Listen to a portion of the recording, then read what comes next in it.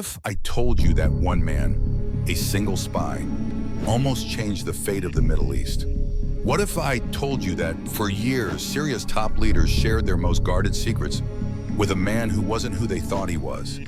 And what if I told you that this man's actions would help lead to one of the most decisive wars in modern history?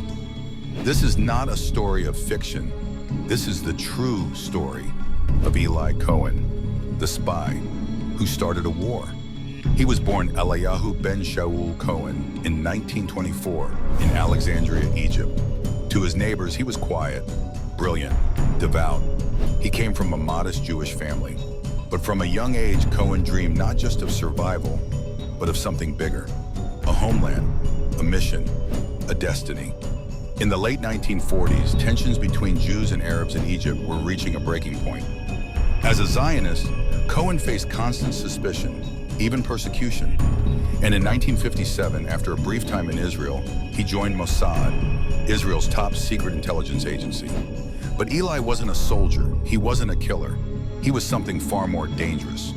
A chameleon, a master of disguise, a man who could become whoever you wanted him to be. The Mossad saw potential, and they needed him. Because at that time, Israel's greatest threat wasn't from within, it was from Damascus, Syria's capital.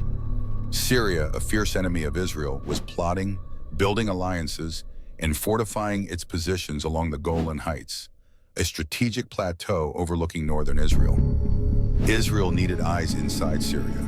They needed someone to become Syrian, and Eli Cohen was chosen. After months of intense training, he was reborn. Kamel Amin Thabet, a wealthy Syrian businessman, returning home after years of success in Argentina. The Mossad gave him everything: a new identity, a new past, a new life. In 1961, Cohen arrived in Damascus.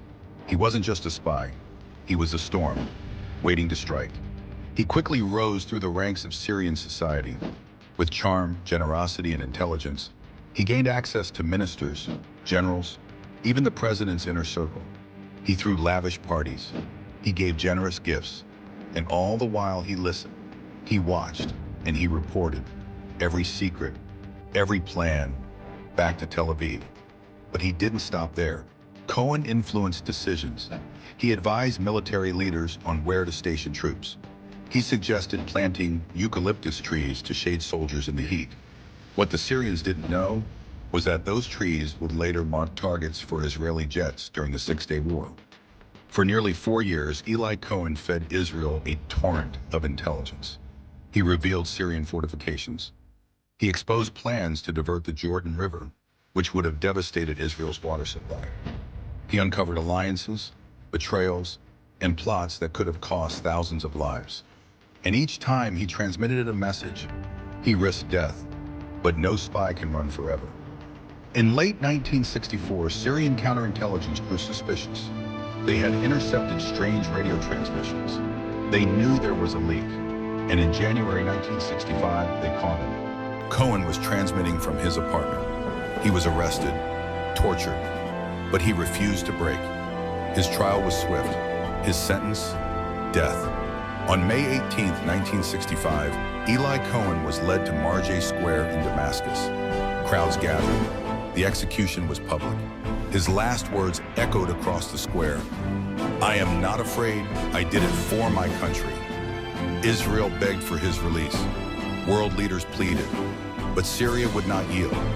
Cohen's body was never returned. His widow Nadia still fights to bring him home. But his legacy, it lives. In 1967, just 2 years after his death, Israel fought the Six-Day War. The intelligence Eli Cohen provided helped Israel capture the Golan Heights. In just 6 days, the balance of power in the Middle East shifted. And many say it was Eli Cohen's sacrifice that made it possible. He wasn't just a spy, he was a hero, a legend, a man who walked among his enemies and changed the world. This was the spy who started a war.